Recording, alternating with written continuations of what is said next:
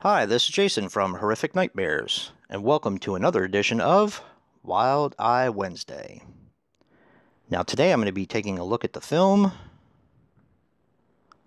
Thorn.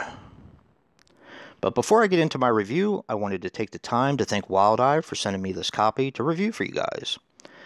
They have an awesome company, and they are where it's at as far as independent horror.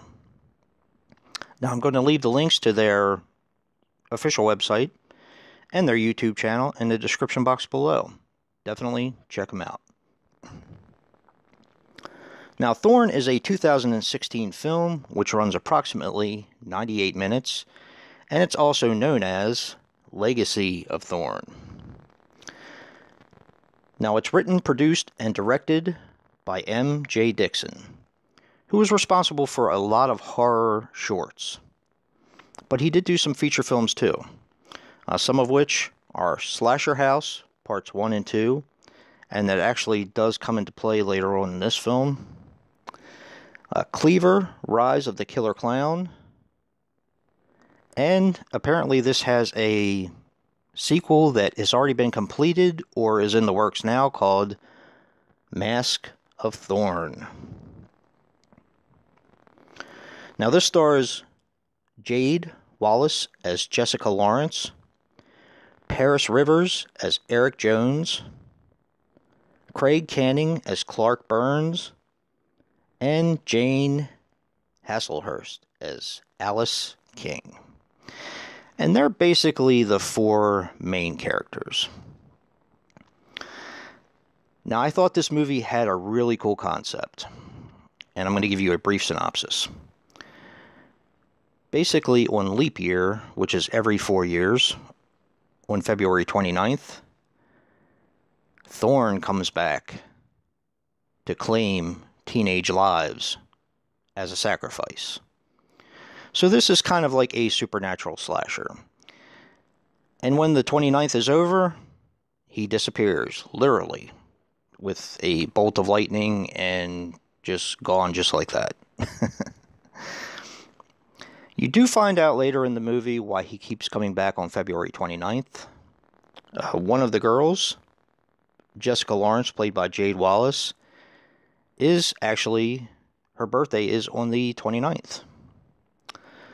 But there is more to it than that, but I'm going to leave it there.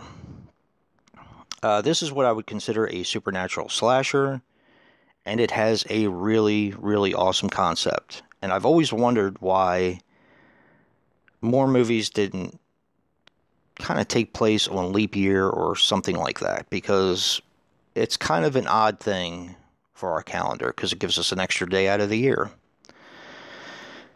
So I thought that was really cool. The look of the character is awesome. Very cool mask. He's very imposing. He has really cool weapons. And he does talk through some of it, and I'm not really keen on having my slasher killers talk, but there is a reason for it, and I got past it really quick. The filming style was pretty good. It actually wasn't bad. But now I'm going to have to get into some cons. And there's quite a list of them. Although this was a really, really cool concept, the execution was a little less than what I would have liked. One thing that took me out of it, and it sounds like a little thing, but it really had a effect on my watching this film, was the way that the killer walked. He had sort of a bop to him. And it just seemed completely out of place, very arrogant for a supernatural killer. It just didn't fit.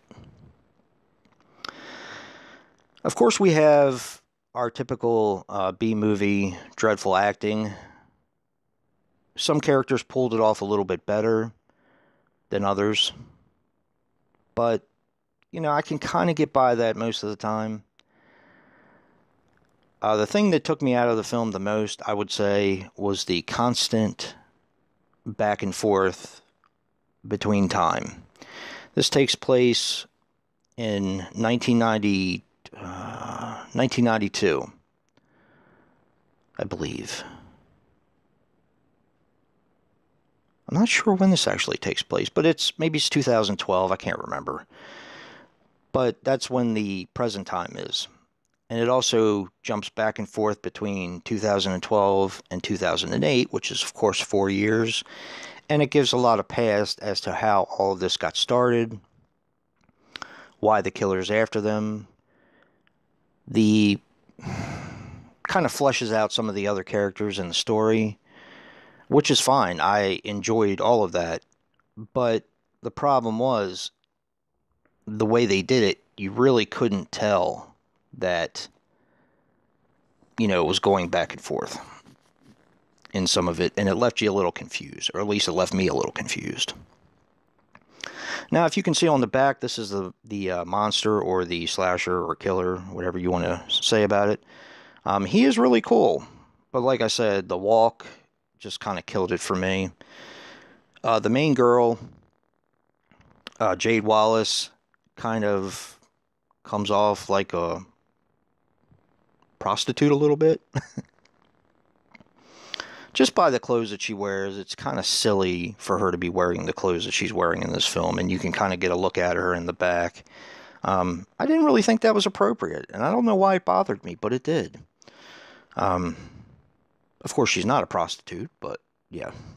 Just kind of came off that way. It was a little weird for me. Overall, I'm going to give this film a 6. It is a decent slasher, but there are definitely some major problems with it. So, you know, if this is something that you're interested in, something you want to check out, just go in knowing that, of course, it is low budget, which doesn't really bother me. But there are some definite problems with the film. I'm definitely interested to see what MJ Dixon is going to do with part 2 of this film, and how this applies to Slasher House. There is actually and I don't really want to give this away, but I kind of have to in order to make my point. This has a third time period at the end during the credits. I'm not going to tell you who it is. I'm not going to tell you anything like that. But they attempt to capture the killer because they know all about him, of course. And they kind of focus in on it.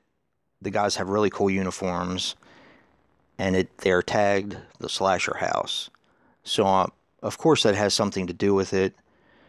And I'm also sure that it's basically in the same kind of universe. So, but I thought that was pretty cool. I liked how it kind of tied it together. But anyway, recommendation.